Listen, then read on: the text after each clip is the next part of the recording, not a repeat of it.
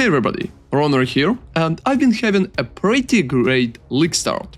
Even before GG nerfed the campaign, I think my experience been very good, except maybe the first act when the monsters been tankier. So in this video, I want to showcase my league starter that I used after transitioning to the quarter staves.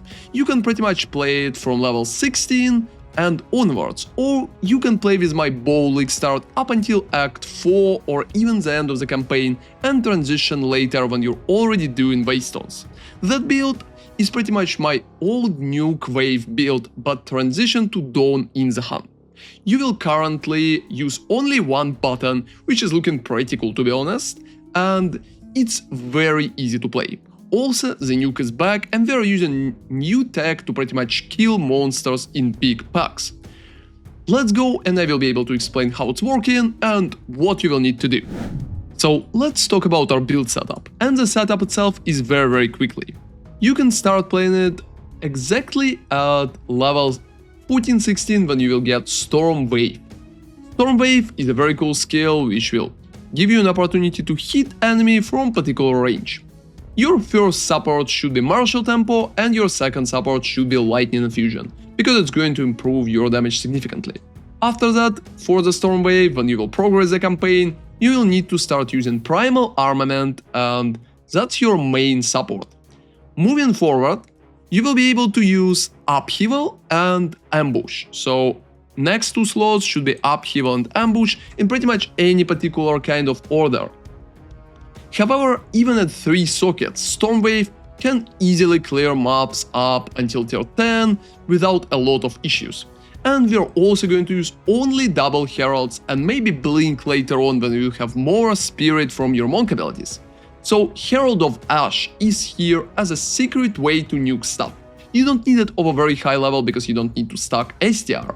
So just get it as low level as possible. For example, my Herald of Ash is only level 6. Get magnified effect on that, and I'm also using precision for a little spirit to make sure that we have enough accuracy. And for Heart of Thunder, we are going to use Inner Weight together with Cannibalism to just make sure that we are regenerating our life while we are playing the live version. So that's currently all skills, so you don't really need anything else. That's very simple and very effective approach to play. You also will be able to add a few more gems, such as Blink for example, later on, and it should be pretty comfortable. But stacking anything except auras is not really necessary up until you will get to Pinnacles. I'm honestly going to do a proper update for Pinnacles later on as well, but currently this is the set.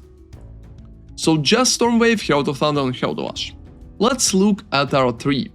In the Monk tree, when we are ascending, we just need to take I'm the Thunder as your first ascendancy, and as the second I'm taking Thunder my enemies because critical hits ignore non-negative enemy monster elemental resistances are pretty good as a buff. And the third one you should take Lead Me Through Grace to improve your spirit and add Blink as fast as possible. And looking at the tree, everything is very simple as well. So if you're just starting small, just progressing here, I recommend to take Flow State when you're just starting and respec it to critical chance a little later on. Answers of the Storm is also nice because that way you will be able to shock more consistently. After that, if you're transitioning from my starter with bow, don't worry if you went down here, keep Blinding Strike on. But if you're just playing Storm Wave from the start, you can just draw Blind Strike and just invest in the Killer Instinct and 10 full attacks. After that, it's pretty important to go to the right and take Wild Storm right here. More maximum lightning damage is always awesome. After that, go to the left and take Alternating Current right here. And after Alternating Current, going up and taking all elemental nodes right here up to Ika and Thunder is probably the best idea. After you progress to all of that, you need to start stacking your crit. Stacking your crit is always starts with a critical chance. So just go down here from Wild Storm, right here, take Virulent Assault, take Martial Artistry, go a little down there and take Heart Stopping, Struck Through and Heartbreaking. After you got all of it, I usually recommend to take Crit Chance here at Critical Exploit, and invest into Moment of Truth as well. Approximately your critical chance with Storm Wave should be around 50%, so ambush will give you 100% crit chance. It's pretty important and try to make it work. On the other hand, after you took basic stuff for critical chance, I recommend to go for critical damage, so for the Juggler, Deadly Force and all nodes right here. Progressing up here, taking another Jewel Socket and Careful Assassin could be very helpful too. I also heavily recommend to run at least one Ruby Jewels, gain 1 rage on melee hit. Rage on melee hit going to help you significantly, so if you can even get it like in the early game, spend your first currency to do that. So that's pretty much the set you're looking for, and most of the time you should feel just fine. Talking about the items, you shouldn't bother too much. On the rings I'm just rolling the resistances, together with a little life. And if you can get lightning damage to attacks, it would be alright. On your weapon, aim for high physical damage and lightning damage, because high DPS here is playing the biggest role. If you can get some particular part for crit, it will feel good as well. And the rest of the items are just there to stack your resistances and maximum life. Make sure that you're capping your resistances as fast as possible, and using hybrid items with evasion and energy shield also recommended heavily if you can get it. However, right now I don't have a lot of evasion items because just buying them could be a little of a headache, and if you don't have them, don't worry too much. And since you will need STR, you will probably need to roll STR on at least some particular part of items, so I have a pretty big chunk on my body armor, I have a very decent chunk on my helmet as well, like it's only 7, but it's actually giving me enough to use some particular parts such as body armor, for example, and all of that together should work just alright. On your gloves, aim for elemental damage as well and try to roll some resistances. As a charm, I'm currently recommending grants immunity to freeze, and that's pretty much it. And picking poison stacks in the quest, first off I recommend to take stun threshold and after that attributes. In my opinion, that's probably the best setup currently that we can get. Make sure that you're updating your flasks as well, and getting like increased recovery rate here helps significantly too. And remember that cannibalism is providing a lot of survivability early on. Another important part of itemization are currently runes. Runes helping significantly in the league start. Don't worry and make sure that you are spending the runes for all basic weapons that you can get. And you can pretty much add at least lesser runes to your weapons or go even higher for higher versions. For the weapon, I recommend to run greater iron runes. Those are providing 25% increased physical damage if you have a lot of physical. And if you don't have a lot of physical and have a lot of elemental, you can just run greater storm runes. It's going to give you tremendous amount of lightning damage and it's going to scale very good with all the other bonuses.